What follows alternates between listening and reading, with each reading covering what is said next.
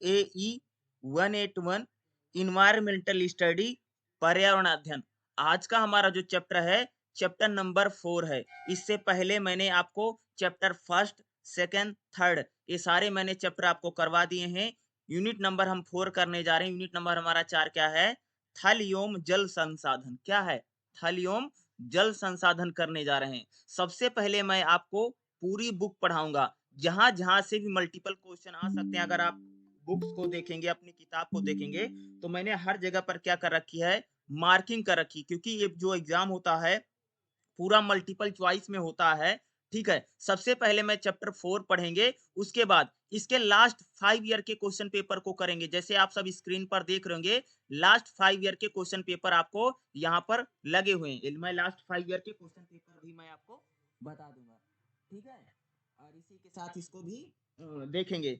ठीक है, तो सबसे पहले चैप्टर 4 में पढ़ाऊंगा, उसके बाद इसमें जो लास्ट 5 ईयर के क्वेश्चन पेपर हैं उनको देखेंगे। तो सबसे पहले चलिए हम इसको पढ़ते हैं, और ध्यान से पढ़िएगा, क्योंकि लास्ट 5 ईयर के क्वेश्चन पेपरों में से मैं पूछूंगा आपसे, तो आप थोड़ा सा आपकी प्रिपरेशन भी अच्छे से हो जाए कि आप कितना बता पा रहे हैं, कितना नहीं बता पा रहे हैं, आपको कितना आता है या कितना नहीं आता है। इसकी भी तैयारी आपकी अच्छी तरीके से हो जाएगी। ठीक है, तो चलिए देखिएगा।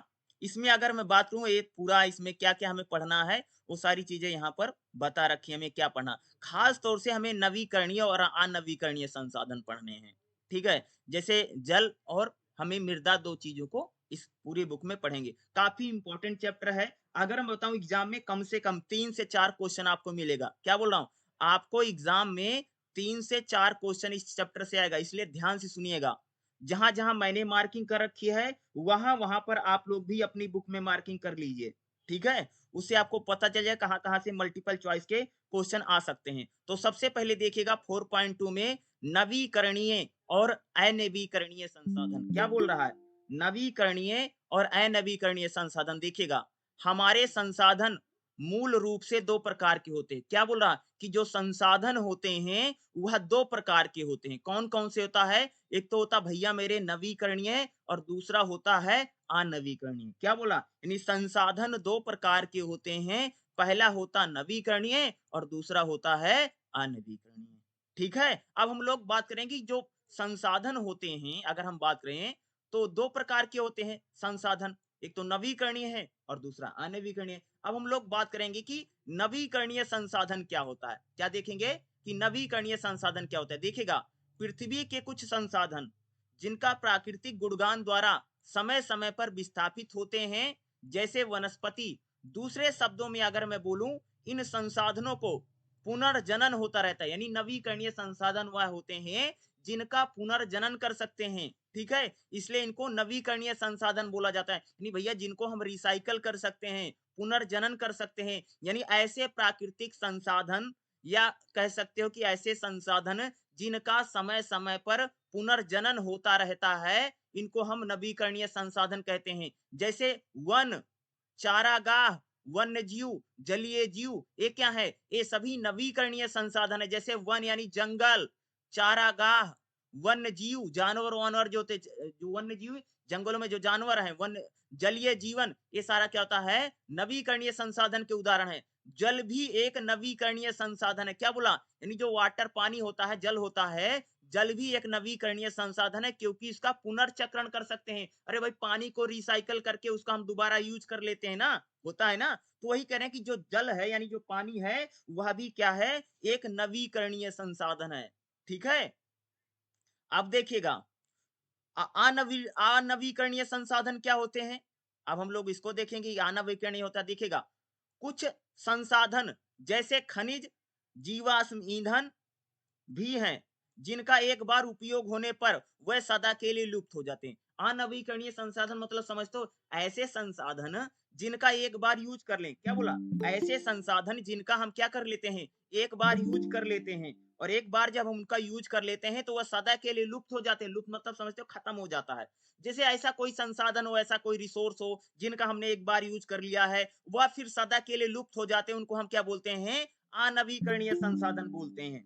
ठीक है, देखिएगा, इनको पुनर्जनित नहीं किया जा सकता है। यानी अनवीकरणीय संसाधन एक बार यूज कर लिया तो भैया हमेशा के लिए खत्म हो जाएगा, आप इसको दोबारा रिसाइकल नहीं कर सकते हैं। खनिज निरपेक्ष बहुत धीमी गति से करोड़ों वर्षों में बनता है, यानी जो खनिज निरपेक्ष है, एग्जाम में पूछेगा, ठीक है। खनिज निरपेक्ष क्या है? एक अनवीकरणीय संसाधन है।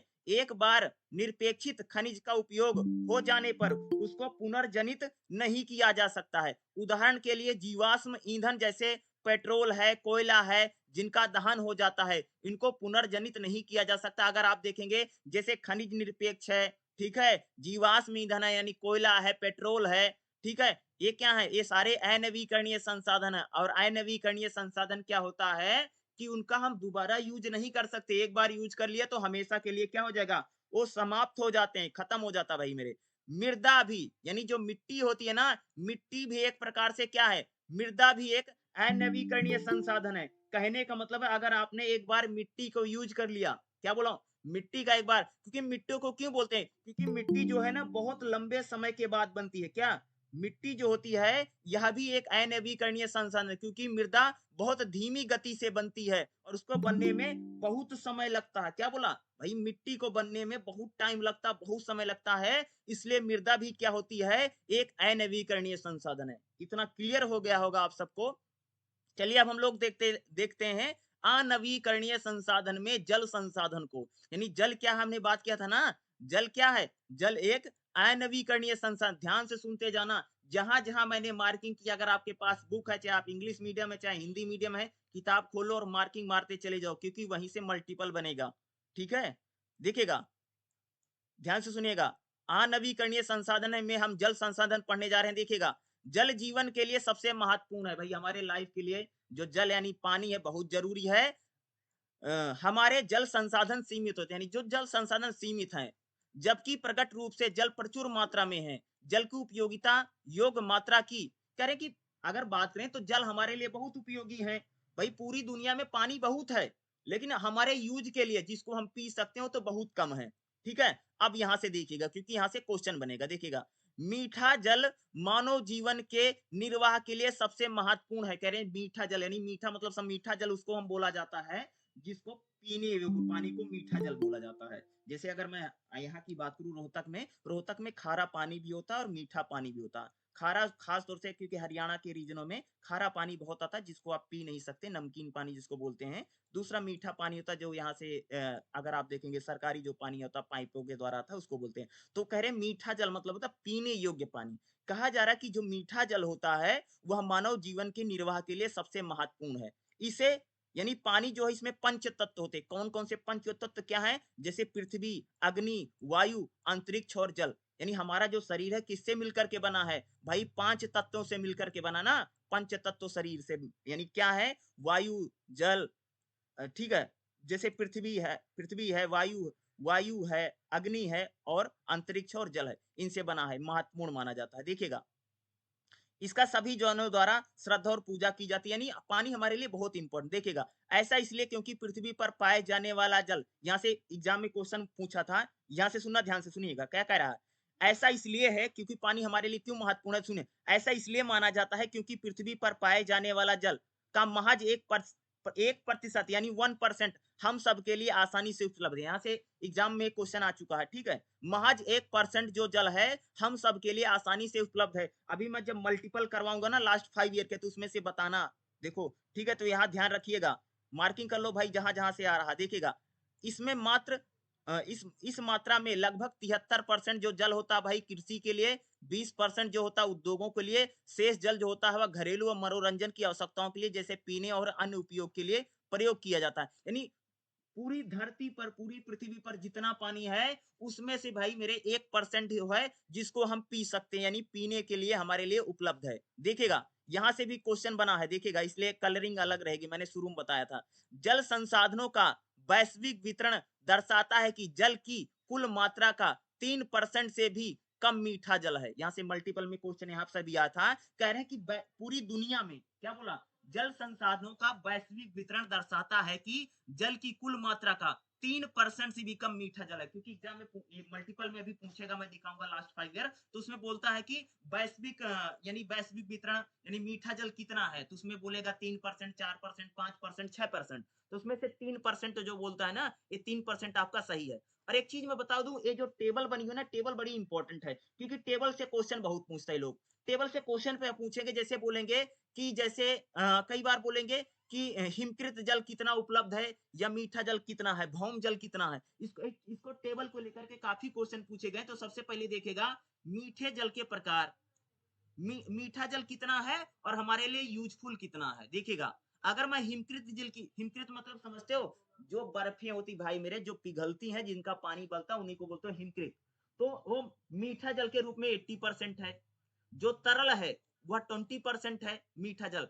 की कोई क्वेश्चन पूछा है यानी कितना परसेंट मीठा जल तरल के रूप में उपलब्ध है, 10%, 20%, 30%, 40%, तो उसमें से 20% यही बन जाएगा तरल के रूप में। अगला झील जो है उसका 0.2% है, मृदा का 0.04 है, नदियों का 0.02 है, वायुमंडल का अगर आप देखेंगे 0.02 है, जैविक का अगर 0.001 है, और भौम जल जो है वह सबसे ज्यादा हमारे लिए मीठा जल है। भौम जल यानी धरती के नीचे का पानी को बोलते हैं भौम जल, भूमि के नीचे का पानी का, वो कितना है 19.60%। और ये जो पानी है हमारे लिए उपलब्ध कितना है, देखोगे उपलब्धता कितनी है, तो नदी पानी जो हमारे लिए कितना उपलब्ध है, मृदा का अगर आप देखेंगे तो झीलों का 1% है, मृदा का 0.2 है, नदियों का 0.1 है। ठीक है, ध्यान से सुनते जाना। वायुमंडल का 0.1 है, और जैविक का 0.005 है, और जो भौम जल है, क्या बोला, जो भौम जल है वह 8.4 है। कई बार क्वेश्चन क्या पूछेगा कि भौम जल सबसे ज्यादा उपलब्ध कौन सा, हमारे लिए पानी सबसे ज्यादा उपलब्ध है, तो भौम जल कैसे आंसर बनता है, क्योंकि ये क्वेश्चन पूछेगा। अभी लास्ट लास्ट 5 ईयर दिखाऊंगा तो आपको अच्छे से और समझ में आएगा। देखिएगा क्वेश्चन क्या पूछेगा एग्जाम में, कितना परसेंट भौम जल हम यानी सबसे ज्यादा जल हमारे लिए उपलब्ध कौन सा है। क्वेश्चन क्या पूछता है, सबसे ज्यादा जल उपलब्धता हमारे लिए कौन सी है, उसका उत्तर होता भौम जल या भूजल। भूजल को ही भौम जल बोलते हैं, ठीक है, दोनों का मतलब एक ही होता। तो भूजल सबसे ज्यादा उपलब्ध हमारे लिए ना, अरे भाई 8.4% है ना, बाकी तो है नहीं ना, इसलिए यही हमारा आंसर हो जाएगा। यहाँ से क्वेश्चन जरूर आता, टेबल बड़ी इंपॉर्टेंट है। देखो यहाँ भी एक जब देखो क्या बोल रहा है, देखो कह रहा भूजल के रूप में उपलब्ध है, 90% जल है भूजल के रूप में है, सिर्फ 1% ही झीलों और तलों में है।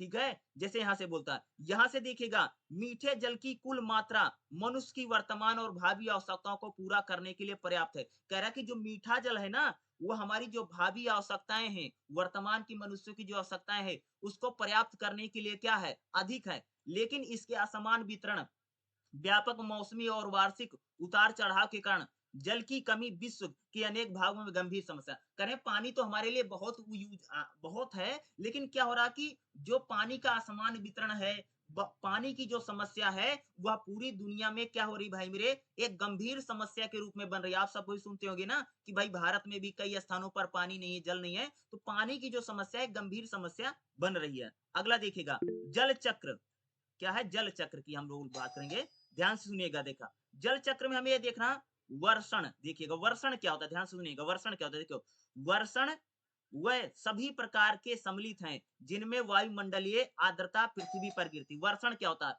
वर्षण का मतलब होता है वह सभी प्रकार सम्मिलित, यानी जिसमें वायुमंडलीय आर्द्रता, वायुमंडलीय आर्द्रता मतलब वायुमंडल आर्द्रता की जो नमी है जो पृथ्वी पर गिरती है, उसी को बोलते हैं वर्षण बोलते हैं। ठीक है, जिसमें वर्षा, वर्षा है, हिम है, ओला है, हिमवर्षा है, ओस है, ये सबको, इसको क्या बोला जाता है, वर्षण। जल के वाष्पन के कारण वायुमंडल में जो आर्द्रता प्रवेश करती, क्या बोला, जल के वाष्पन के रूप में वायुमंडल में जो आर्द्रता प्रवेश करती है, वह जमीन पर गिरने से पहले, क्या बोला, जमीन पर गिरने से पहले या जो तरल के रूप में ठोस या हिम ओलावृष्टि गिरती है, वो परिवर्तित होती रहती है, तो इसको क्या बोलते हैं, वर्षण बोला जाता है। अब हम बात करें संघनन क्या होता है, ध्यान सुनिएगा, संघनन, क्योंकि पूछता बहुत ज्यादा, संघनन देखिएगा।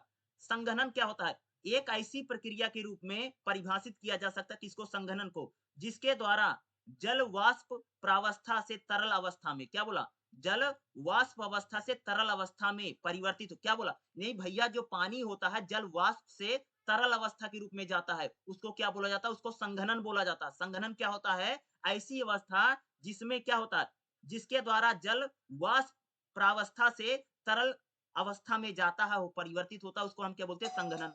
निरपेक्षण क्या होता है? ध्यान सुनिएगा। निरपेक्षण क्या होता है? देखिएगा, वह प्रक्रिया जिसके द्वारा जल सीधे वाष्प से ठोस के रूप में परिवर्तित है। यानी जो पानी होता है, वह जो यानी जल सीधे वाष्प से ठोस के रूप में जो परिवर्तित होता है, उसको हम लोग क्या बोलते हैं? निरपेक्षण बोला जाता है। क्या बोला जाता है? उसको हम लोग क्या कहते हैं? निरपेक्षण कहा जाता है। ठीक है? इसको ध्यान में रखिएगा, क्योंकि ये पूछ सकता है, संघनन क्या होता है? वाष्पन क्या होता है? ठीक है? अगला देखिएगा, नेक्स्ट हमारा क्या? वाहित जल क्या होता है? देखिएगा, वाहित जल देखिएगा, कुछ वर्षा को मृदा द्वारा अवशोषित कर लिया जाता। क्या बोला? कुछ मृदा को क्या बोला? ध्यान से सुनिएगा, क्या कह रहा? कुछ वर्षा को मृदा द्वारा अवशोषित कर लिया जाता है और अतिरिक्त जल भूमि की सतह पर प्रवाहित क्षेत्रों के प्राकृतिक ढाल से होकर के बहता है। और यहाँ से क्वेश्चन आ चुका है, इसलिए कलर यहाँ पर चेंज देखिएगा। वाहित जल झीलों और नदियों के लिए जल का मुख्य स्रोत है, जो अंततः सागर में चला जाता है। क्या बोला? वाहित जो जल है वह झीलों और नदियों के लिए, सॉरी, झीलों और नदियों के लिए जल का मुख्य स्रोत, क्योंकि एग्जाम में पूछा था कि कौन सा जल झीलों और नदियों के मुख्य स्रोत है, तो जो वाहित जल होता है वो क्या होता है? कह सकते हो कि झीलों और नदियों के लिए क्या होता है? उनका मुख्य जल स्रोत है। ठीक है? वाहित जल, वाहित मतलब समझते हो, बहता हुआ पानी को ही वाहित जल बोलते हैं भाई। ठीक है? वाहित जल देखिएगा। ऊर्ध्वापतन क्या होता है? अगला देखिए क्या है? ऊर्ध्वापतन देखिएगा। ऊर्ध्वापतन वह प्रक्रिया है जिसके द्वारा ठोस जल सीधे वाष्प प्रावस्था में तरल प्रावस्था के में जाए बगैर ही परिवर्तित हो जाता है। ऊर्ध्वापतन किसको बोलते हैं? ऊर्ध्वापतन वह प्रक्रिया होती है जिसके द्वारा ठोस जल जो होता है भाप नहीं बनेगा, सीधा पानी बन जाता है। वही तो बोल रहा है, जाए बगैर तरल में बदल। कह रहे कि जैसे बर्फ है हमारी, जैसे बर्फ है भाई, बर्फ क्या होती है? बर्फ पिघल के डायरेक्ट पानी बन जाती है। ठीक है? तो कह रहा है कि जो पानी बर्फ है वो भाप नहीं बनेगी, डायरेक्ट पानी, उसको हम लोग क्या बोलते हैं? ऊर्ध्वापतन बोलते हैं। जब तापमान हिमकृत से काफी नीचे रहता है, तो ऐसे कालों में बर्फ के पत्रोकारों का क्रमिक रूप से लुप्त होना ऊर्ध्वापतन का एक उदाहरण है। ऊर्ध्वापतन। अगला देखिए, वाष्पन क्या होता है? क्या होता है अगला? वाष्पन देखिएगा। वाष्पन वह प्रक्रिया है जिसके द्वारा तरल जल परिवेशी तापमान पर वाष्प में परिवर्तित हो जाता है। क्या वाष्पन क्या होता है? वाष्पन उसको बोला जाता है जिसके द्वारा जो तरल जल होता है, यानी लिक्विड के रूप में जो पानी है, ठीक है, पानी जो होता है, तलर तरल जो जल होता है वह परिवेशी तापमान पर वाष्प में बदल जाता है। जैसे होता नहीं भाई, धूप है, नदी का पानी भाप बन करके जो उड़ जाता है, उसको क्या बोलते हैं? वाष्पन बोला जाता है। ठीक है? सभी जलीय निकायों से आर्द्र सतहों से भी वाष्पित होता है। महासागरों की सतह का वाष्पन वायुमंडल में जल वाष्प का सबसे बड़ा होता नहीं भाई, नदी का पानी है, समुद्र का पानी है और भाप बन करके आसमान में चला जाता है, उसी को हम लोग क्या बोलते हैं? वाष्पन बोला जाता है। ठीक है? अगला देखिएगा। ठीक है? वर्षो वर्षो ठीक है? वाष्पोसर्जन क्या होता है? देखिएगा, वाष्पोसर्जन इसको बोलेंगे, क्या होता है? ये एग्जाम में आ चुका है, ध्यान सुनिएगा। वाष्पोसर्जन किसको कहते हैं? देखोगा, इसका अर्थ है पादपों की पत्तियों से वाष्प के रूप में जल की हानि। क्योंकि यहाँ से क्वेश्चन पूछा था इसने, क्या पूछा था कि पत्तियों से वाष्प के रूप में जल की हानि क्या कहलाती है, तो उसको उसमें आंसर लिखना था वाष्पोसर्जन। तो वाष्पोसर्जन क्या होता है? देखिएगा, वाष्पोसर्जन का मतलब होता है जो पौधों की पत्तियां हैं, अगर उनसे वाष्प के रूप में जल की हानि होती है, उसको हम क्या बोलते हैं? वाष्पोसर्जन बोला जाता था। थल पर काफी वह वाष्पोसर्जन होता है। उदाहरण के लिए सिर्फ वाष्पोसर्जन से ही जल की हानि एक एक हेक्टेयर के मक्का के खेतों से लगभग 35,000 लीटर प्रतिदिन की होती है। तो वाष्पोसर्जन क्या होता है कि पौधों की पत्तियों के रूप में, वाष्प के रूप में जब जल की हानि होती है, हम लोग उसको क्या बोलते हैं? वाष्पोसर्जन बोला जाता है। ठीक है? अगला देखिएगा क्या है? जल के प्रकार। भाई जल तीन प्रकार का, भूमि पर जल मुख्य रूप से तीन प्रकार का होता है। मीठा जल, खारा जल, समुद्री जल। जल कितने प्रकार के होते हैं? जल तीन प्रकार के होते हैं। पहला क्या होता है भैया? मीठा जल। दूसरा खारा जल। तीसरा, अब मैं सुनो, मीठा जल यानी जो पीने योग्य है, ठीक है, जिसको हम पीते हैं। खारा जल ये जो नमकीन पानी होता है। ठीक है? समुद्री जल जो समुद्र में पानी होता है, उसको बोलते हैं समुद्री जल। अब देखिएगा मीठा जल, देखिएगा, अगर जल जो कि एक सर्व विलायक है, में अनिवार्य रूप से अनेक विलय हैं। मीठे जल में लवणता कितनी होती है? जो मीठा जल होता है उसमें लवणता कितनी होती? लवणता की कुल मात्रा 1.5% से कम रहती। जो मीठा जल होता है उसमें लवणता कितनी होती है? 1.5% से भी कम होती। क्या बोला? मीठे जल में जो लवणता है उसकी कुल मात्रा कितनी होती है? 1.5% से भी कम होती है। अगला देखिएगा खारा जल क्या होता है? खारा जल देखिएगा, खारे जल में घुले लवणों की मात्रा मीठे जल से अधिक होती है, यह 0.5 से 3% के बीच होती है। ठीक है, क्या बोला? जो खारा जल होता है इसमें लवणता कितनी होती है? 3.5% होती है। खारे जल में लवणता कितनी होती है? 3.5% जिसको कई बार 0.5 भी लिखा जाता है, जिसका मतलब होता है 3.5। ठीक है, अगला देखिएगा समुद्री जल, एग्जाम में क्वेश्चन आ चुका है, देखिएगा। समुद्री जल अत्यधिक लवणीय होता है, यानी ठीक है बहुत खारा होता है, लवण बहुत होते हैं। समुद्री जल की औसत लवणता लगभग स्थिर रहती है, जो भारानुसार 35 भाग लवण प्रति 1000 प्रति भाग जल है और इसे 3.5% लिखा जाता है। क्योंकि एग्जाम में क्वेश्चन आया था कि समुद्री जल में कितनी लवणता होती है, तो समुद्री जल की जो लवणता होती कितनी होती है?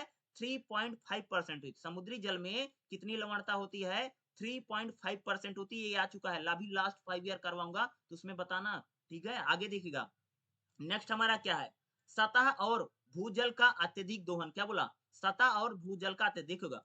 अन्य फसलों की तुलना में अगर हम बात करें, चावल का उत्पादन जल के उपयोग पर, वही बोला जाता ना, जो चावल की खेती यानी धान की जो खेती उसमें खूब पानी लगता है, तुम सबने खूब सुना होगा। कह रहे हैं कि 1 केजी यानी 1 किलो चावल के उत्पादन के लिए हमें लगभग 5000 लीटर पानी की जरूरत पड़ती है। यानी 1 किलो अगर चावल होगा, यानी 1 केजी अगर धान का यानी चावल का उत्पादन होता है तो उसमें 5000 लीटर पानी लगता है, यानी बहुत पानी लगता है धान की खेती में। और जहां पर ज्यादा बारिश होती है वहीं पर धान की फसलें होती हैं। गेहूं में उतना पानी नहीं लगता क्योंकि गेहूं ठंडी में बोया जाता है, आप सबको ऐसे भी पता होगा। उसी प्रकार से चावल में सबसे ज्यादा पानी लगता है, बल्कि गेहूं है, मटर है, आलू है, इनमें पानी उतना नहीं लगता है। ठीक है, आलू मटर गेहूं जो, और आपको भी वैसा पता होगा। इस मौसम की जो फसलें, ठंडी के मौसम में जो फसलें बोई जाती हैं, जिनको हम खास तौर से बोलते हैं, इसमें जो फसल बोई जाएगी, इसमें जो फसलें होती है उनमें कम पानी, और गेहूं में, सॉरी गेहूं बोल रहा हूँ, चावल में सबसे ज्यादा पानी लगता है। ठीक है, अगला देखिएगा, यहाँ से क्वेश्चन आएगा, देख ध्यान सुनिएगा। जल जो वाष्प के रूप में गिरता है, यानी जो जल वाष्प के रूप में गिरता है, पृथ्वी की चट्टानों में चला जाता है, जल के रूप में एकत्र हो जाता है। पृथ्वी की सतह पृथ्वी की सतह वह परत जिससे होकर के यह नीचे अंतरस्रावित होता है, जल भार कहलाता है। एक क्वेश्चन आएगा, जल भार क्या कहलाता है? जल भार में आपको क्या लिखना पड़ेगा?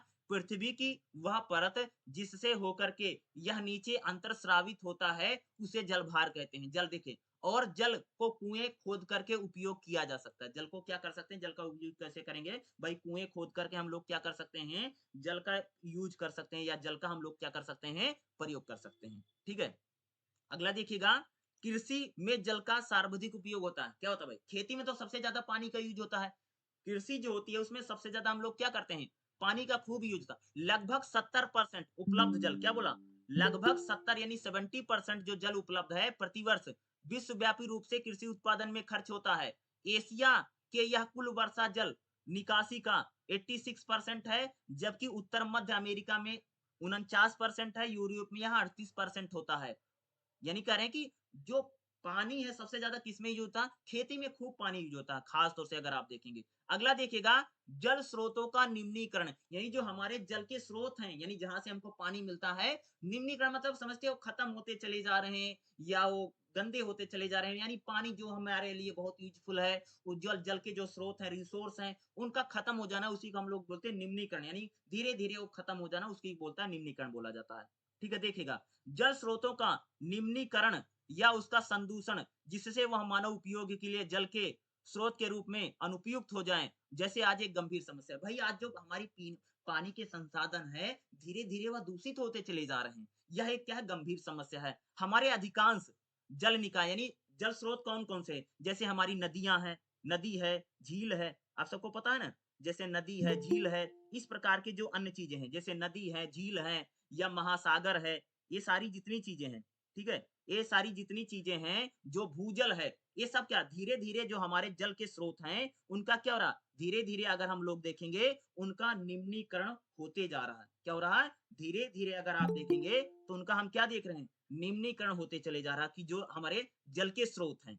ठीक है, यही बात जल के स्रोतों का निम्नीकरण यानी खराब हो जाना, पानी खराब हो रहा है, या जल जल का प्रदूषण ज्यादा हो रहा है ना, खास तौर से देखोगे ना, जो हमारी नदियाँ देखिएगा, नदियों और झीलों में मृदा अपरदन के कारण इसमें सिल्ट या गाद जमा होने से उसकी जल धारण क्षमता कम हो जाती है। अरे भाई, जो नदी है, झील है, उसमें मिट्टी बह-बह करके जा रही है और जो पीने योग्य पानी है, वो खराब हो जा रहा है। यही तो बोला। अरे नदी जो होती है और जो झील होती है, अरे भाई मिट्टी कटेगी, पानी बारिश होगी तो पानी बह करके कहाँ जाएगा? नदी में जाएगा, और जो नदी जिसका हम पानी पीते हैं वो खराब पानी हो जाएगा, उसमें मिट्टी गाद जम जाएगी। तो वही कह रहा ना कि हमारे जो जल के रिसोर्स हैं, उन स्रोतों का रहा है निम्नीकरण हो रहा है। देखिएगा, अगला देखिएगा, बाढ़ और सूखा की हम लोग बात करेंगे। देखिएगा, बाढ़ और सूखा से भी क्या हो रहा है कि हमारे जो जल के स्रोत हैं, वो धीरे-धीरे कम होते चले। देखिएगा, बाढ़ सभी प्राकृतिक आपदाओं में सामान्य है। वही कह रही, जितनी भी प्राकृतिक आपदाएँ आती है, उसमें जो बाढ़ है, वह बहुत ज़्यादा नॉर्मल चीज़ मानी जाती है।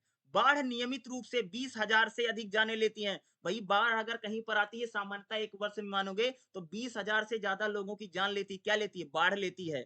ठीक है? और 7.5 कंट्लो यानी 7.5 करोड़ जो लोग होते हैं, विश्व भर में इससे बाढ़ से क्या होते हैं? प्रभावित होते हैं। किससे? बाढ़ से। अगर हम लोग बात करें, यहाँ से क्वेश्चन आया था, ठीक है, देखिएगा, अकेले बांग्लादेश में बाढ़ के कारण होने वाली जल की हानि लगभग 2/3 है और भारत में बाढ़ से औसत रूप से विश्व भर में होने वाली मौतें 20% है से ज्यादा होती हैं। यानी कह सकती है कि अकेले भारत और बांग्लादेश में बाढ़ से क्या होती है, बहुत ज्यादा लोगों की हानि होती है, जान माल की हानि होती है, लोगों की मौतें होती हैं और कई प्रकार की समस्या का सामना करना पड़ता है। देखिएगा, बाढ़ों के प्रतिकूल प्रभाव के कारण निम्न द्वारा संभव, यानी बाढ़ जो आ रही है उससे बाढ़ को हम कैसे कंट्रोल कर सकते हैं। देखिएगा, बाढ़ जो आ रही है उसका क्या है, उपयुक्त स्थानों पर बांध और जल जलाशय का निर्माण करना चाहिए, जिससे क्या होगा भाई, बाढ़ नहीं आएगी। नदियों और नहरों पर तटबंधों को मजबूत करने चाहिए। कई बार होता नहीं, तुम सबने सुना होगा कि फलाना बांध टूट गया जिससे बाढ़ आ गई। ठीक है, ऐसा भी तो भाई बांध वांध जो इनको मजबूत बनाओ, बाढ़ ना आए जिससे।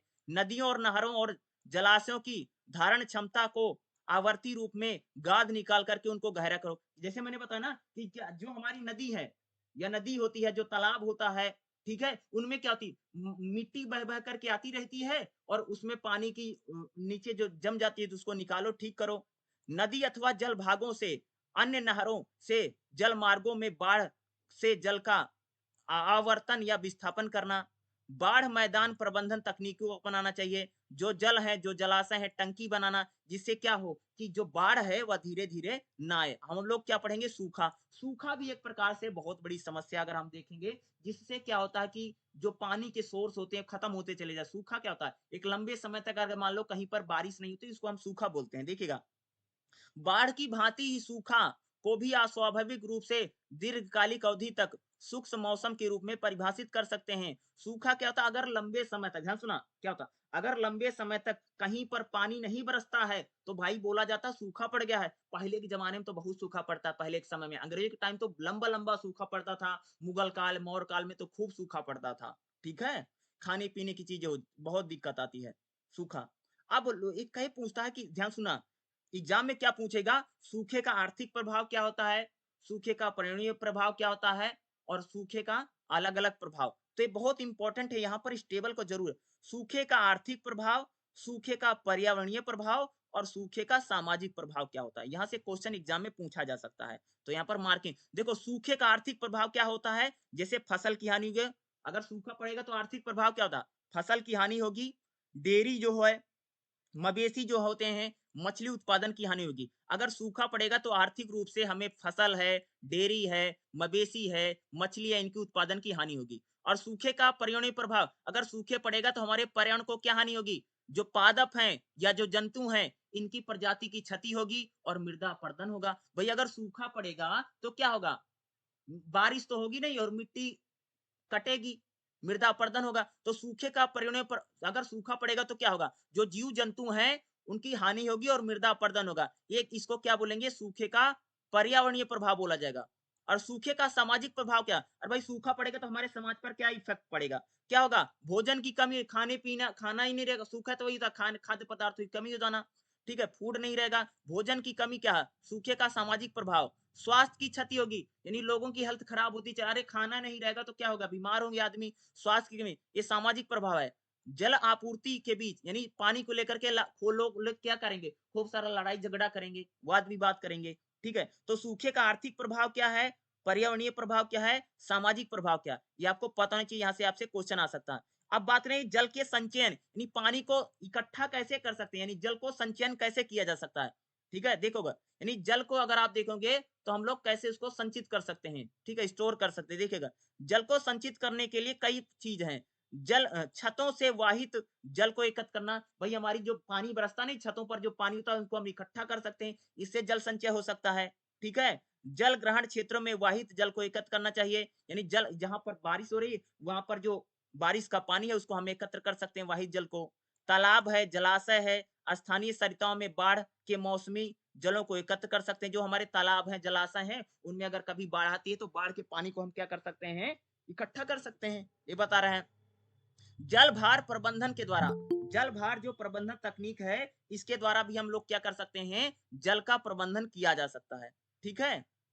ये सारा आपको यहाँ एक कुल कुल लेकर के क्वेश्चन है, कुल क्या होता है, क्योंकि इससे क्वेश्चन पूछा गया था। देखिएगा कुल जो होता है, कुल क्या है, एक तकनीकी है। कुल जल की नहरें हैं जो अवपेक्षी पहाड़ी इलाकों में पाई जाती हैं। ये नहरें हिमाचल प्रदेश, जम्मू और स्पीति की घाटियों में हिमनादों के गांव से जल लेकर के चलती हैं, ठीक है। जहां भूभाग दलदली होता है वहां कुल को पत्थरों से अस्त्रित कर दिया जाता है, यह अवरुद्ध ना हो सके।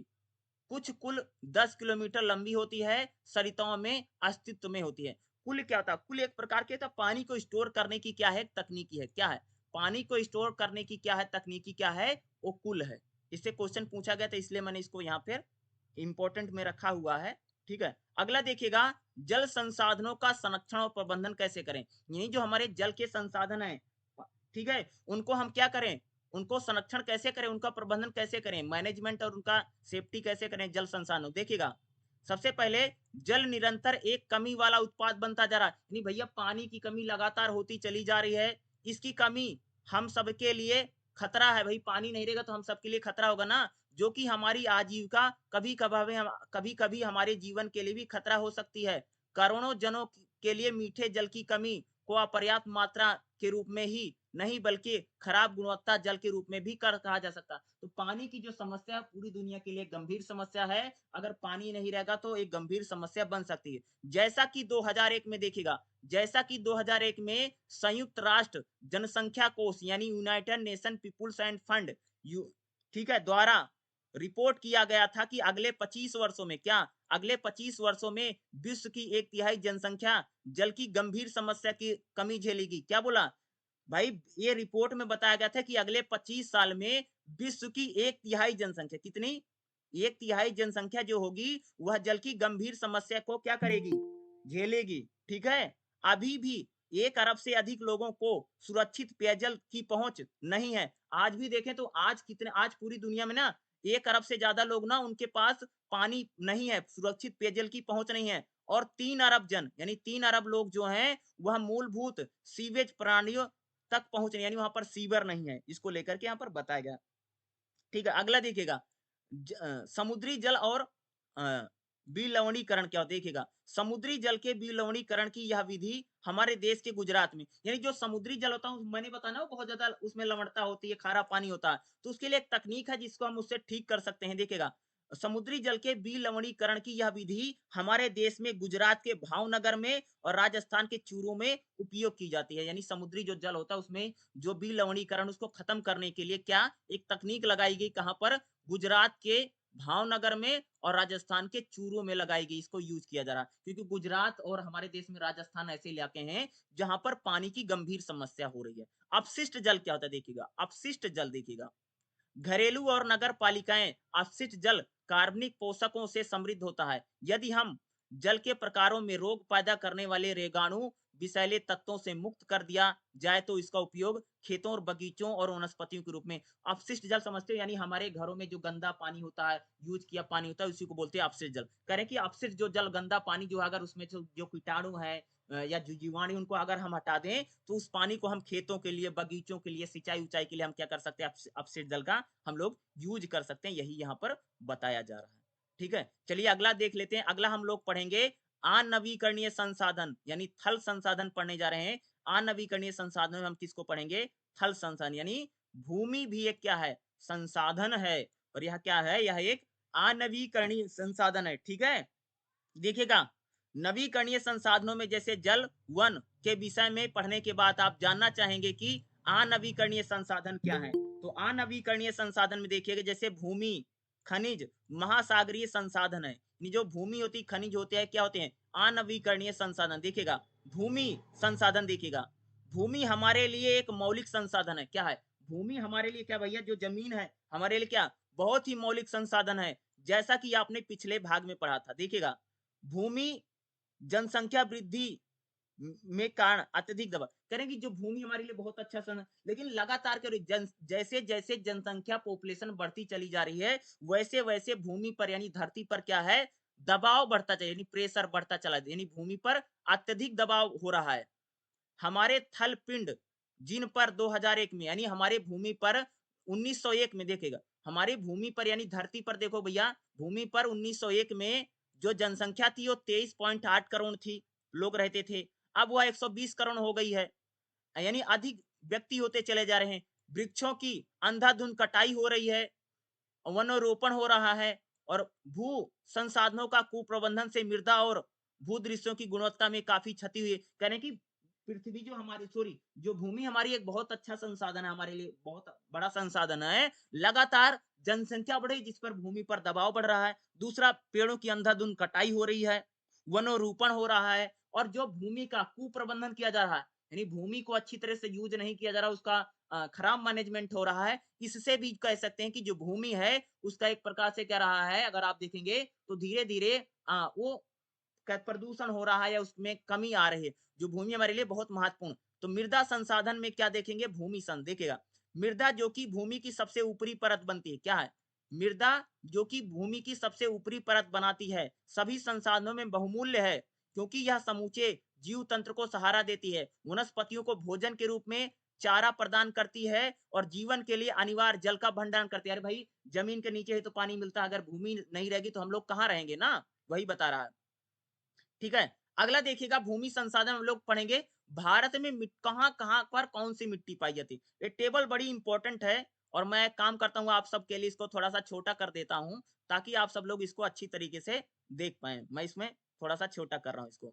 देखिएगा, ये आपका मैप आ गया, मैप को मैंने थोड़ा सा छोटा कर दिया। अब देखिएगा, भारत में मिट्टी के प्रकार, तो भाई देखिएगा, वन और वन और पहाड़ कहाँ है? ये जो हरा वाला कलर है ना, यहाँ पर सबसे ज्यादा वन और पहाड़ पाए गए हैं। कौन? ऊपर जो हरा वाला कलर है, यहाँ देखिएगा। ठीक है, और जलोढ़ मिट्टी कहाँ पर पाई जाती है? जलोढ़ मिट्टी, देखिएगा, तो ये वाला जो कलर है, ये वाला जो कलर है, अगर आप देखेंगे तो इस वाले कलर में कौन सी मिट्टी पाई जाती है? जलोढ़ मिट्टी पाई जाती है। लाल और पीली, लाल और पीली जो मिट्टी है उसको कह सकते हो कि जो रेड कलर का है। ठीक है, रेड कलर का है। उसी प्रकार से काली मृदा कहाँ पर पाई जाती है? तो ये जो यहाँ पर बना हुआ है, यहाँ पर क्या होती है? यहाँ पर पूरी काली मृदा होती है। लेटराइड मृदा कहाँ पर पाई जाती है? ये हल्का सा जो ये कलर है, लाल से जो हल्का है, यहाँ पर लेटराइड पाई जाती है। जैसे यहाँ पर देखोगे, यहाँ पर देखोगे, शुष्क स्थान कौन से? जहाँ पर जैसे राजस्थान का जो इलाका है ना, यहाँ पर शुष्क स्थान पाए जाती है। तो इस जो ये जो बना रखा मैप जो बना रखा ना, इससे क्वेश्चन आपके एग्जाम में 100% पूछता है, क्योंकि यहाँ से कई बार पूछेगा कि कुछ इलाके बता देगा कि मध्य प्रदेश और राजस्थान के इलाके में कौन सी मृदा पाई जाती है, या पूछ लेगा कि साउथ में कौन सी मृदा पाई जाती है, दक्षिण भारत में कौन सी मृदा पाई जाती है। तो टेबल आपके लिए बड़ी इंपॉर्टेंट है, जो पूरा मैप बना हुआ है इसको जरूर पढ़ के जाना, क्योंकि यहाँ से क्वेश्चन बन सकता है, पूछ सकता है कि कहाँ पर कौन सी मृदा यानी मिट्टी पाई जाती है। ठीक है, चलिए आगे देखते हैं इसको हम लोग। ठीक है, देखिएगा, ये टेबल मैंने आपको दिखा दिया है। अब यहाँ से पढ़िए, यहाँ से क्योंकि क्वेश्चन आया है, ध्यान से सुनिएगा। गहरी लाल मृदा पठारों, पूर्वी बिहार, मध्य प्रदेश, आंध्र प्रदेश के निचले भूमि क्षेत्रों में पाई जाती है। यानी जो गहरी लाल मृदा होती है वह कहाँ पर? पूर्वी बिहार, मध्य प्रदेश, आंध्र प्रदेश के भूमि क्षेत्रों में पाई जाती है, जहां वर्षा यानी 100 से 300 सेंटीमीटर होती है, तापमान 22 डिग्री सेल्सियस से ऊपर रहता है। ऐसी मृदा में, ध्यान सुनिएगा, ऐसी मृदा में वर्षा वन और घास के मैदान उगते हैं। यह आलू, केला, अनानास और रबड़ के लिए अच्छी होती। कौन सी? लाल रंग की जो मृदा है। अगला देखिएगा, पश्चिम और मध्य भारत के दक्कन व मालवा के पठारों में पाई जाने वाली मृदा पर मृतिका का आवरण होता है। यह छरित घास के मैदानों दोनों को सहारा देती है। गन्ने, मूंगफली, सोयाबीन, कपास, चावल की खेती के लिए उपयुक्त होती है। यानी दूसरा देखिएगा, यहाँ से क्वेश्चन आ सकता है। यहाँ से देखिएगा, तीसरे यहाँ से क्वेश्चन पूछा, पश्चिम भारत के मरुस्थलीय मृदा, देखिएगा पश्चिम भारत के मरुस्थलीय क्षेत्रों की मृदा में कार्बनिक तत्वों की कमी होती है और ये सामान्यतः कम उर्वरता की मानी जाती है। ठीक है, क्या बोला है कि पश्चिमी भारत की जो मरुस्थलीय क्षेत्रों की मृदा होती है उसमें कार्बनिक तत्वों की कमी होती है और वह सामान्यतः कम उर्वरकता की मानी जाती है। ठीक है, अगला देखिएगा, एक अन्य प्रकार की मृदा हिंद गंगा, क्या बोला, एक अन्य प्रकार की मृदा हिंद गंगा के मैदानों में बंगाल की खाड़ी, उड़ीसा, आंध्र प्रदेश, तमिलनाडु, केरल और गुजरात के डेल्टा यानी नंदीमुख क्षेत्रों की भाग बनाती है। इस मृदा की पहचान दोमट मृदा कह सकते हैं उसके रूप में की जाती है। अगला देखिएगा, वह मृदा जो गंगा, गोदावरी, कृष्णा, कावेरी के डेल्टा के निचले भागों में आर्द्र भूमियों व दलदली भूमि व केरल की नदियों की घाटी में बनती है। ये मृदा में कार्बनिक तत्व जैसे अपघटित, जैसे खेत की गोबर यानी खेत की खाद यानी गोबर, पादप सामग्री यानी कास्ट कीट होते हैं, वह अत्यधिक उर्वरक होती है। अगला देखिएगा, पर्वतीय हिमालय क्षेत्र में पाई जाने वाली वह मृदा जो धूसर से हल्के भूरे रंग की होती है, उसमें उर्वरकता कम होती है। बांस और शंकुधारी वृक्षों जैसे चीड़ और देवदार उगते हैं, किसमें, पर्वतीय, ठीक है, शंकुधारी बात। अगला देखिएगा, मृदा का निर्माण कैसे होता है। अगला हमारा क्या है, मृदा जो होती है उसका निर्माण कैसे होता है। देखिएगा, मृदा का निर्माण चट्टानों के क्षरण से होता है, यानी जो बड़ी बड़ी चट्टाने होती हैं जब वह टूटती हैं और एक लंबी प्रक्रिया होती है, रासायनिक प्रक्रिया होती है, उससे क्या होता है भैया मेरे, मृदा का निर्माण होता है। देखिएगा, मृदा के निर्माण में सम्मिलित प्रक्रिया यो मंद, क्रमिक व सतत है। वह सभी प्राकृतिक प्रक्रियाएं जिसके द्वारा जनक शैली चट्टानों का अपघटन होता है, सामूहिक रूप से क्षरण कहलाती हैं। इसमें भौतिक क्षरण, ये जो बड़ी बड़ी चट्टाने होती हैं जब वो टूटती है उसमें भौतिक या रासायनिक या जैविक क्षरण होता है, तब उससे क्या बनती है, मृदा बनती है। तो देखिए भौतिक क्षण, यानी जब चट्टाने टूटती उनका भौतिक क्षण होता है तब उससे मृदा बनती। भौतिक क्षण में देखिएगा, चट्टानों पर कार्य करने वाले यांत्रिक बल, क्या कहे, चट्टानों पर कार्य करने वाला यांत्रिक बल भौतिक क्षण कहलाता है। तापमान में उतार चढ़ाव से चट्टानों की सतह का विस्तार और संकुचन होता है जिससे दरार और सेंध बनती है। ठीक है, जिससे भौतिक क्षण होता है चट्टानों का और वह मृदा बनती है। रासायनिक क्षण देखिएगा, चट्टानों चट्टाने विघटित होते समय रासायनिक परिवर्तन से भी होकर के गुजर सकती हैं। जल चट्टानी पदार्थों के एक से अधिक घटकों के घुलने अथवा उनके साथ अपक्रिया करके रासायनिक परिवर्तन करके भी, यानी जो चट्टाने होती रासायनिक क्रिया करके भी चट्टाने क्या होती है, मिट्टी बनती है और लंबी प्रक्रिया लगती है। ठीक है, आगे देखिएगा, खनिजीकरण और ह्यूमसीकरण, ह्यूमिसीकरण देखिएगा, यहाँ पर देखिएगा, अवशोषित, अपूर्ण व विघटित कार्बनिक तत्व जो खनिजीकरण के बाद बचता है उसको ह्यूम्स कहलाते हैं, जिसके बीच बनने की प्रक्रिया ह्यूमिसीकरण कहलाती है। यहाँ देख लेना, ये क्वेश्चन अगला बहुत इंपॉर्टेंट है। अगला हम जो पढ़ने जा रहे हैं, कृषि एवं अति चराई के कारण हुए परिवर्तन। करें कृषि जो करें भाई, हम लोग खेती करते हैं और बहुत ज्यादा जानवर चारा रहे हैं, इससे जो मिट्टी है वो क्या हो रही है, उसका बहुत ज्यादा एक प्रकार से प्रदूषण हो रहा है, खत्म होती चली जा रही है। देखिएगा, अगर हम लोग बात करें, देखो, भूमि का विरूपण, वनरूपण के साथ साथ मृदा की संरचना की हानि, मृदा अपर्दन व पोषक तत्वों की कमियां है। अति चराई भी अधिकतम पशुधन उत्पादन के लिए भूमि संसाधनों का दोहन है, यानी जो हमारी भूमि है उसका दोहन हो रहा है। रीजन क्या है, क्योंकि क्या हो रहा है भैया कि हम लोग एक प्रकार से क्या कर रहे हैं, अगर आप देखेंगे मृदा अपर्दन हो रहा है, मिट्टी में पोषक तत्व की कमी होती चली जा रही है, हम ज्यादा से ज्यादा क्या करते हैं, पशु चरा रहे हैं। इससे क्या हो रहा है कि एक प्रकार से जो, अगर आप देखेंगे भूमि जो संसाधन है उसका दोहन हो रहा है। ठीक है, अगला हम लोग बात करें भूमि निम्नीकरण क्या होता है, बड़ा इंपॉर्टेंट है। भूमि निम्नीकरण आखिर क्या है, भूमि निम्नीकरण का मतलब था भूमि की जो उपजाऊ क्षमता है उसका कम हो जाना, या भूमि में जो पैदावार होती है, जो जिन चीजों को हो रही है उनका भी कम हो जाना, उसको हम क्या लोग बोलते हैं, उसको बोला जाता है भूमि निम्नीकरण। क्या बोला जाता है उसको, भूमि निम्नीकरण बोला जाता है, भूमि निम्नीकरण कहा जाता है यानी। ठीक है, अगला देखेगा, यहाँ पर बनी हुई है प्राकृतिक आपदाएं जैसे सूखा है, बाढ़ है, भूस्खलन है, भूकंप है, भूमि निम्नीकरण के कारण होते हैं। अगर आप देखो भूमि निम्नीकरण होगा उससे क्या होगा, प्राकृतिक आपदा जैसे सूखा है, बाढ़ है, भूस्खलन है, भूकंप आदि भूमि निम्नीकरण क्या है। अब हम लोग बात करेंगे विश्व में भूमि निम्नीकरण के कारण क्या है, यानी जो भूमि का निम्नीकरण होता है उसका रीजन क्या है, उसका कारण क्या है। भूमि निम्नीकरण के कौन कौन से कारण है, एग्जाम में क्वेश्चन पूछा। वनोरोपण, यानी वनोरोपण भी क्या है, भूमि निम्नीकरण का कारण है, ध्यान रखना। वनोरोपण क्या होता है, एक प्रकार से क्या होता है, भूमि निम्नीकरण का एग्जाम्पल है। अति चराई, यानी बहुत सारे जानवरों को खूब चराया जाता है, वो भी क्या होता है हमारा भूमि निम्नीकरण का रीजन होता है। यानी अति चराई भी क्या है, भूमि, इससे भी हमारी जो भूमि होती है उसको उपजाऊ क्षमता या कह सकते कम होती है अति चराई से। जलावन का उपयोग करना, यानी जलावन का उपयोग, यानी जलाने के लिए जो लकड़ियां काटी जा रही है, जंगल काटे जा रहे हैं, उनकी उससे भी क्या हो रही है, भूमि निम्नीकरण है। जलावन का उपयोग करने के लिए क्या हो रहा, जो हो रहा है उससे भी भूमि निम्नीकरण।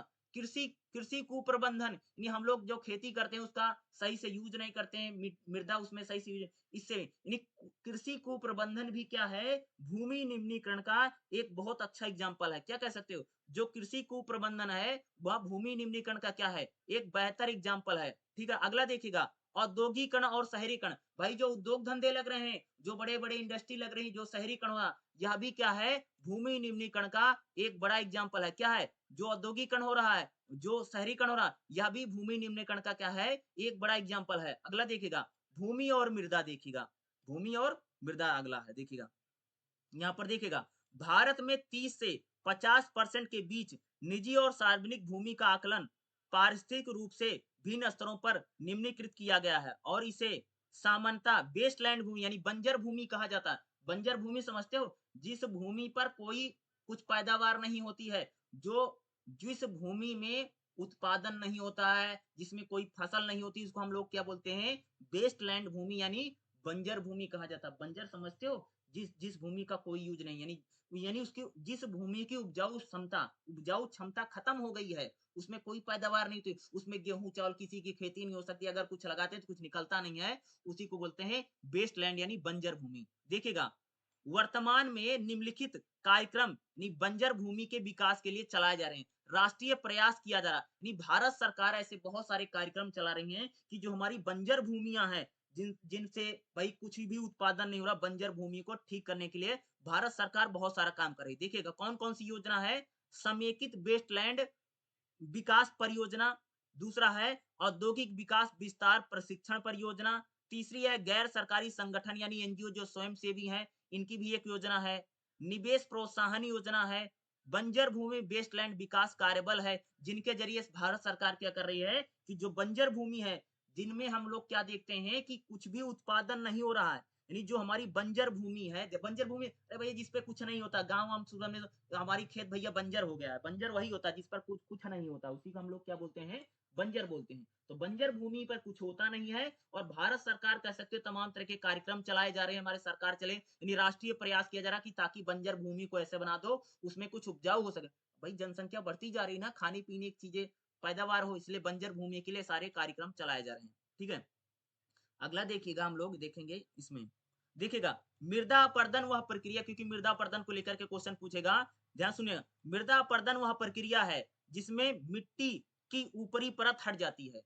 क्या है कि भाई मृदा अपर्दन वह होता है जिसमें मृदा की ऊपरी परत हट जाती है, पवन हवा यानी हवा और जल के द्वारा जो मिट्टी होती है एक स्थान से दूसरी स्थान पर बह करके या उड़ करके चली जाती है। इस प्रक्रिया में खनिज कण, कार्बनिक तत्व और पोषक तत्व जो होते हैं मृदा से निकल जाते हैं, उसकी उसकी मोटाई और जल धारण क्षमता कम हो जाती है, उसी को हम क्या बोलते हैं, मृदा अपर्दन। मृदा अपन समझते हो, एक जगह की मिट्टी कट करके दूसरी जगह जा रही है, एक जगह की मिट्टी बह करके दूसरी जगह चली जाती है, इसी को बोलते हैं मृदा अपर्दन। और जब मृदा अपर्दन होता है तो उस मिट्टी की जो उपजाऊ क्षमता होती है, इसमें जो कार्बनिक तत्व होते हैं वो सब क्या होते हैं भाई मेरे, खत्म हो जाते हैं, उसी को हम लोग क्या बोलते हैं, मृदा अपर्दन।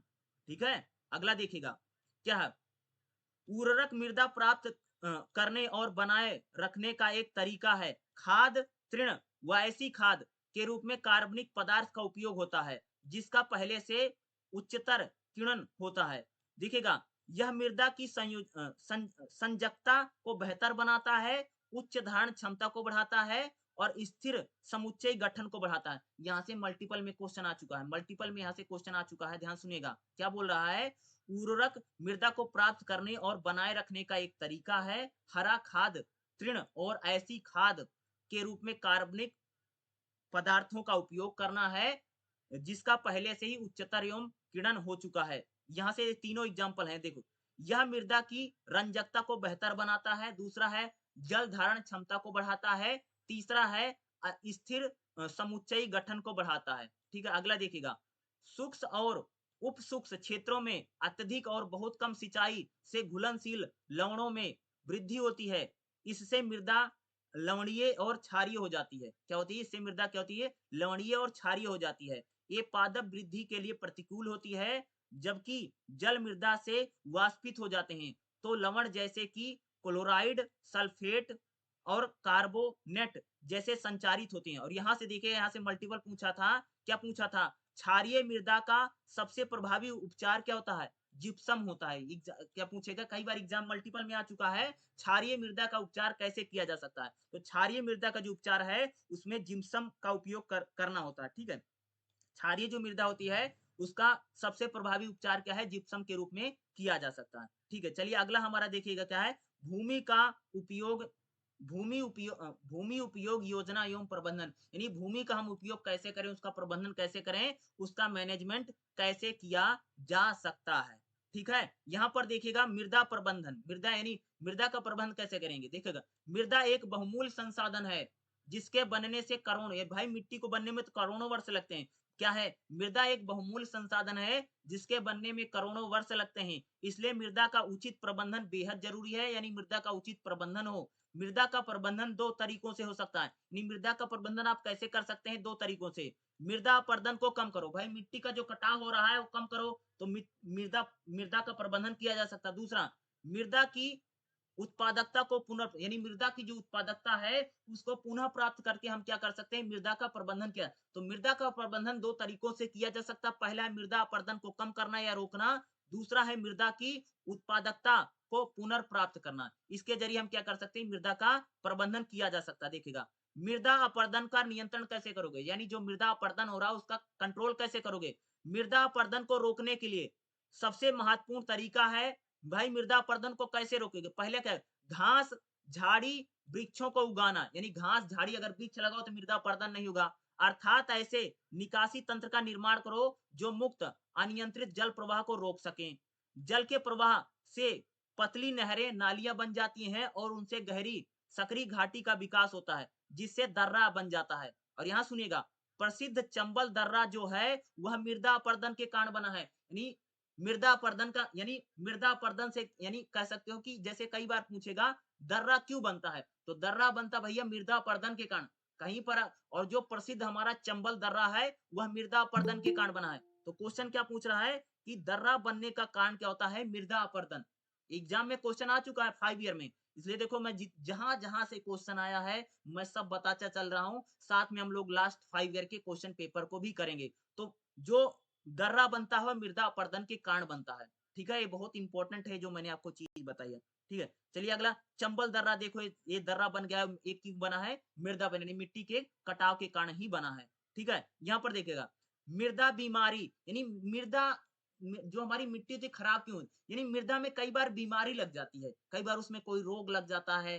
ठीक है, देखिएगा सब्जी के चक्रण जैसे मटर की फली में पोषकों की कमी को दूर करने में सहायक मिलते हैं। फलीदार फसलें जैसे मटर में मृदा में नाइट्रोजन की पूर्ति होती है और इस प्रकार उसका बंधन क्षमता और उत्पादकता बढ़ेगी। फसलों की जड़ें प्रोण तथा उनके बीच भागों से खेत में कुछ समय के लिए छोड़ दिया जाए जिससे मृदा अपरदन को बचाया जा सकता है। अगर हम लोग मृदा अपरदन नहीं होने देंगे और मिट्टी की जो उपजाऊ क्षमता उसको बढ़ाएंगे तो क्या होगा कि हमारी जो मृदा अपरदन को रोक करके और मिट्टी का पुनर्चक्रण करके हम मृदा का क्या कर सकते हैं? प्रबंधन कर सकते हैं। मिट्टी में किसी प्रकार की बीमारी ना लगने दे, उससे भी हम मृदा की जो उपजाऊ क्षमता है उसको भी हम लोग क्या कर सकते हैं? बना सकते हैं। ठीक है, या उसको बढ़ाया जा सकता है। ठीक है, लगभग लगभग ये चैप्टर समाप्त हो गया है। अब हम लोग क्या करेंगे? लास्ट 5 ईयर के क्वेश्चन पेपर को करेंगे। देखिएगा, जल एक नवीकरणीय संसाधन है जबकि भूमि एक क्या है?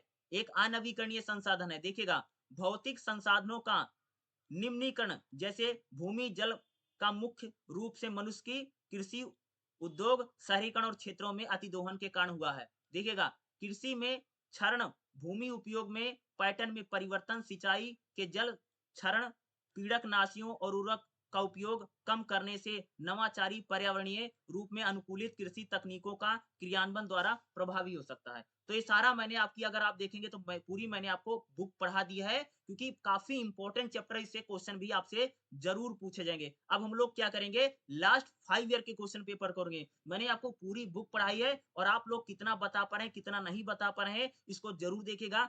पढ़ाने के बाद भी अगर आप नहीं कर पा रहे हैं, क्वेश्चन नहीं आपसे नहीं बन पा रहा है, इसका मतलब है कहीं न कहीं दिक्कत है। आप वीडियो को भी आप क्या कर सकते हैं, दोबारा ज़रूर देख सकते हैं। चलिए हम लोग इसके क्या कर लेते हैं, लास्ट 5 ईयर के क्वेश्चन को भी कर लेते हैं, ठीक है? के क्वेश्चन पेपर को हम लोग देख लेते हैं। तो देखिएगा, पहला हमारा नंबर पे मत जाइएगा, क्योंकि लास्ट 5 ईयर और सारे चैप्टर नंबर 4 के ही क्वेश्चन है। देखिएगा, क्वेश्चन हमारा क्या है, पौधे से वाष्प के रूप में जल की हानि क्या कहलाती है? पौधे से वाष्प के रूप में जो जल की हानि, उसको हम लोग क्या बोलते हैं, वाष्पोत्सर्जन बोला जाता है। क्या बोला जाता है उसको? वाष्पोत्सर्जन बोला जाता है। ये आपका आंसर हो जाएगा। अगला क्वेश्चन देखिएगा, निम्नलिखित में से कौन से सूखे का एक आर्थिक प्रभाव है? क्या बोल रहा है, निम्नलिखित में से कौन से सूखे का एक आर्थिक प्रभाव है? तो अगर आप इसका आंसर आपका क्या होगा, तो आपका आंसर नंबर 2 हो जाएगा, फसल की हानि। ये सारी चीजों को आप चाहे चेक कर लेना, मैंने आपको सारा पढ़ा रखा है। आप लोग बता पा रहे हो, नहीं बता पा रहे हो, आप लोग जरूर एक बार देख लीजिएगा, ठीक है? अगर आप बता पा रहे हैं तो आपके लिए बहुत अच्छी बात है। अगला क्वेश्चन देखिएगा क्या है, पश्चिम और मध्य भारत में दक्कन व मालवा के पठारों में पाई जाने वाली मृदा का प्रकार होता है। तो कौन सी मृदा होती है? वो काली मृदा होती है, ठीक है? नहीं, पश्चिम और मध्य भारत में दक्कन और मालवा के पठारों में कौन सी मृदा पाई जाती है? वह काली मृदा पाई जाती है। अगला क्वेश्चन देखिएगा कि हमारा क्या है, देखिएगा, निम्नलिखित में से कौन सा भूमि निम्नीकरण का एक प्रमुख कारण नहीं है? नहीं, भूमि निम्नीकरण का कारण नहीं है। भाई, भूमि निम्नीकरण का जैसे वनोरूपण, अति चराई, कृषि कुप्रबंधन, इससे इन सब चीजों से क्या होता है, भूमि निम्नीकरण तो होता है। यही जो अगला अगर देखोगे, जल भार का विकास, ये नहीं है ना, नहीं पूछा है ना। 3 सही है, 1 गलत है, जो सही हुआ हमारा आंसर। तो इसका आंसर आपका क्या हो जाएगा, ये तीसरा हो जाएगा, ठीक है? जल भार का विकास हो जाएगा, ठीक है? चलिए अगला क्वेश्चन देख लेते हैं।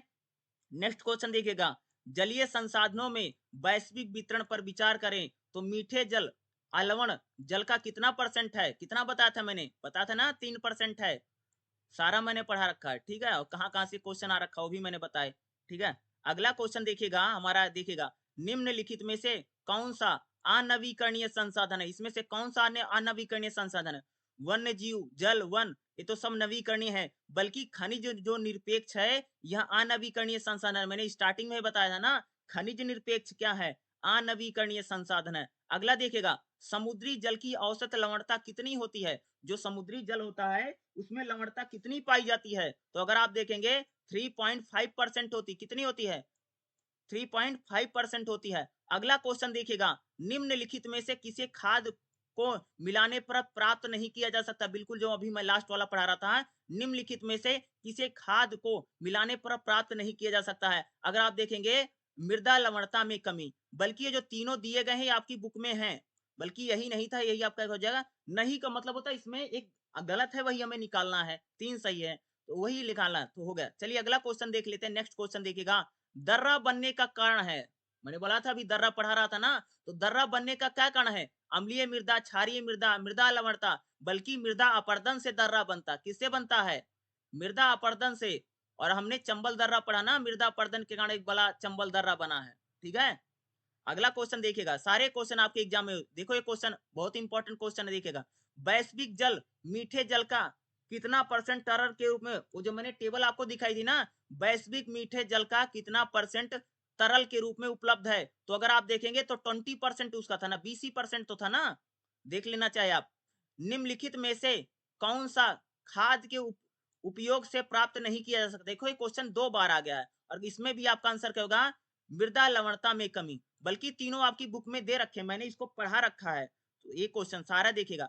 अगला क्वेश्चन देखिएगा हमारा क्या है, झीलों और नदियों का जल का मुख्य स्रोत क्या है? मैंने पूछा ना, झीलों और नदियों का जल का मुख्य स्रोत क्या है? अगर आप देखेंगे, वाहित जल, वाहित जल है, ठीक है, अपोवाह, ठीक है, ये आपका आंसर हो जाएगा।